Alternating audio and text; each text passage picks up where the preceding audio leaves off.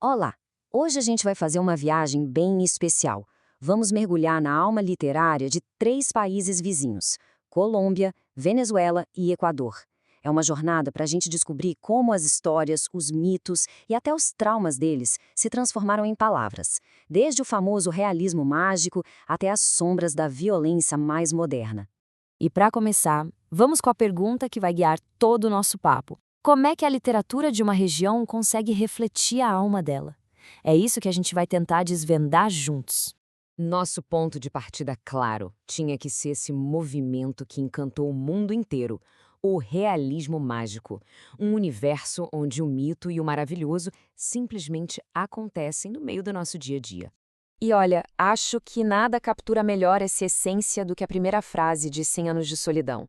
Essa frase sozinha do Gabriel Garcia Marques já joga a gente num mundo onde o extraordinário e o comum andam de mãos dadas, sem cerimônia nenhuma. É a porta de entrada não só para Macondo, mas para um continente inteiro de histórias. E claro, o grande arquiteto desse universo todo é o colombiano Gabriel Garcia Marques, o Gabo. Ganhador do Nobel, o trabalho dele não foi só contar uma história.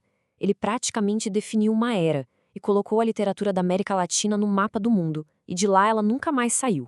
Mas, veja bem, o realismo mágico era só uma parte do que estava acontecendo.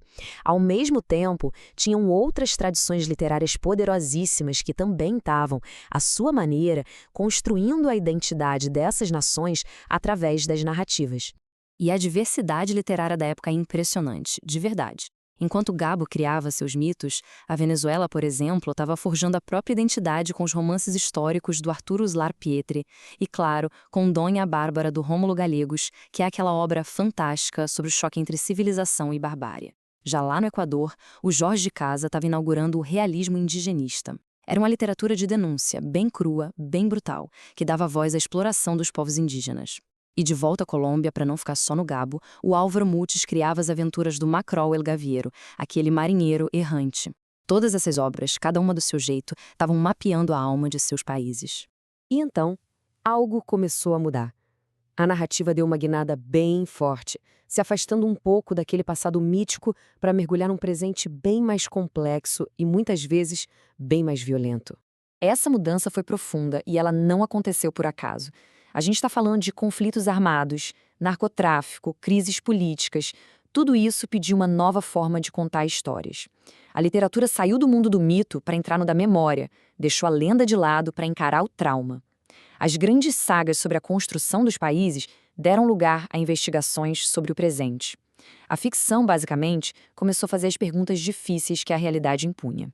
E na vanguarda dessa nova onda estavam autores colombianos como Juan Gabriel Vázquez, que é muito focado na memória e no trauma histórico, e a Laura Restrepo, que faz uma mistura incrível de jornalismo investigativo com ficção. Eles se tornaram, de certa forma, os cronistas das feridas do país deles.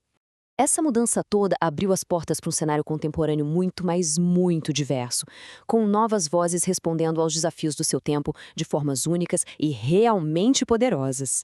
E entre essas novas vozes, figuras como a Teresa de la Parra, na Venezuela, foram pioneiras. A voz feminina dela foi fundamental para abrir caminho para novas perspectivas, novas sensibilidades na literatura da região. E é claro que surgiram respostas mais radicais a essa realidade toda. O colombiano Fernando Valejo, por exemplo, é o mestre de um estilo que é puro niilismo provocador. A prosa dele é quase uma demolição, é crua, pessimista, muitas vezes autobiográfica e, nossa, é um desafio. Ele confronta a hipocrisia da sociedade, da religião, da política sem pedir licença. É um dos extremos mais viscerais de todo esse espectro literário.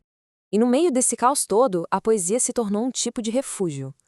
Na Colômbia, a Piedad Bonet explora temas como luto e perda com uma honestidade que chega a cortar. Enquanto isso, na Venezuela, o Rafael Cadenas busca verdades mais místicas, mais essenciais, oferecendo quase que uma pausa para a gente respirar e refletir em tempos tão turbulentos. Então, como é que a gente conecta tudo isso? Vamos dar uma olhada agora em como essa jornada toda se parece, resumindo o legado e a evolução da literatura nessa região. Olhando assim, a jornada fica bem clara, né? A Colômbia viajou do realismo mágico direto para o trauma histórico e o niilismo. A Venezuela foi de seus clássicos que tentavam definir o país para os versos mais essenciais da poesia e as vozes femininas pioneiras. E o Equador, que partiu daquele realismo indigenista de denúncia social, continua construindo sua narrativa. A tendência é muito nítida. Uma evolução do épico, da história coletiva, para o testemunho mais íntimo e, por vezes, bem mais doloroso. E a gente termina com uma reflexão.